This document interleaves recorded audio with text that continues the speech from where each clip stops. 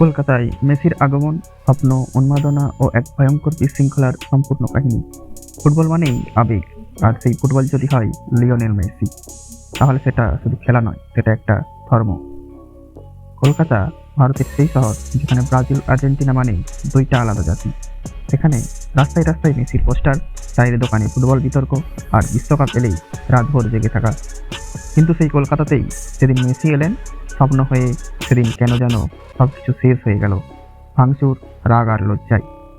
আজকের ভিডিওতে জানবো কেন মেসির কলকাতা সফর বিতর্কে জোড়ালো, কি ভুল হলো আয়োজনে, ভক্তদের রাগ কেন এতটা বিস্ফোরক হলো, প্রশাসন ও রাজনীতির ভূমিকা কি, এবং এই ঘটনা থেকে আমাদের কি শেখার আছে। ভিডিওটি শেষ পর্যন্ত দেখবেন, কারণ শেষ অংশে আছে আসল সত্য। 2025 সাল ঘোষণা করা হলো গোট ইন্ডিয়া ট্যুর, আর তার প্রথম গন্তব্য কলকাতা। খবর ছড়াতেই সোশ্যাল মিডিয়া ভরে যায় পোস্টারে, ফেসবুক, ইনস্টাগ্রামে ট্রেন্ডিং চলে মেসি ইন কলকাতা। লোকজন ভাবলো জীবনে একবার হলেও সামনে থেকে মেসিকে দেখবো। হয়তো কিছু বলবেন, হয়তো মাঠে কিছু জাদু দেখাবেন। টিকিটের দাম সাধারণ মানুষের কাছে অনেকটাই বেশি, তবুও মানুষ কিনলো, কারণ এটা মেসি। ভেনু ভেনু কোথায় ছিল? জোহরতি প্রাঙ্গণ। সকাল থেকেই লম্বা লাইন, প্রচণ্ড ভিড়, পুলিশি ব্যারিকেড, নিরাপত্তা টান টান। ভক্তদের মুখে একটাই কথা, আজ ইতিহাস দেখব। কিন্তু সমস্যা শুরু হলো এখানে। পরিষ্কার নির্দেশনা নেই, কে কোথায় বসবে বোঝা যাচ্ছে না। সাধারণ দর্শক বনাম ভিআইপি বিভাজন স্পষ্ট।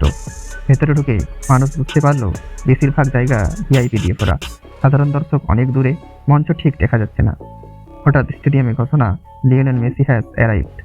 গোটা স্টেডিয়াম ফেটে পড়ে উল্লাসে, মানুষ দাঁড়িয়ে যায়, চিৎকার, কান্না, উন্মাদনা। মেসি মাঠে এলেন, হালকা হাত নাড়লেন, হাসলেন, 1-2 মিনিট দাঁড়ালেন। মোট সময় 10 থেকে 15 মিনিট। এখানেই শুরু আসল সমস্যা। অনেক দর্শক ঠিকমতো মেসিকে দেখতেই পেলেন না। বড় স্ক্রিন কাজ করছিল না, স্পিকার থেকে পরিষ্কার শব্দ আসেনি। মানুষ ভাবলো এত টাকা দিয়ে আমরা কি দেখলাম। ভক্তদের ক্ষোভ, প্রথমে চিৎকার, তারপরে স্লোগান এবং গুঞ্জন দেখা গেল। তারপর বোতল ছোড়া, চেয়ার ভাঙচুর, মাঠের দিকে দৌড়। কিছু মানুষ ক্ষোভে বলে ওঠে, আমাদের বোকা বানানো হয়েছে। এটা মেসির বিরুদ্ধে নয়, এটা ছিল আয়োজকদের বিরুদ্ধে, অব্যবস্থাপনার বিরুদ্ধে, অসম্মানের বিরুদ্ধে। স্টেডিয়াম আতঙ্কে ছড়িয়ে পড়ে। পুলিশ লাঠিচার্জ নয়, কিন্তু কঠোর ব্যবস্থা নেয়। ঘটনার পর প্রধান আয়োজককে আটক করা হয়, তদন্ত শুরু হয়, ক্ষয়ক্ষতির হিসাব নেওয়া হয়।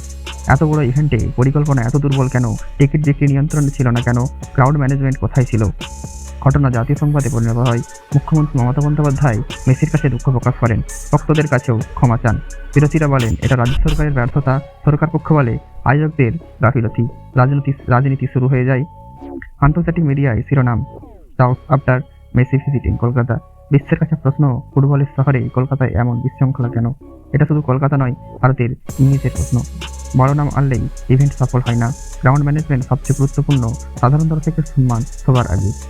আবেগ নিয়ে খেললে বিপদ হয়। মেসি এলেন, কিছু স্মৃতি হয়ে রইল বিশৃঙ্খলা।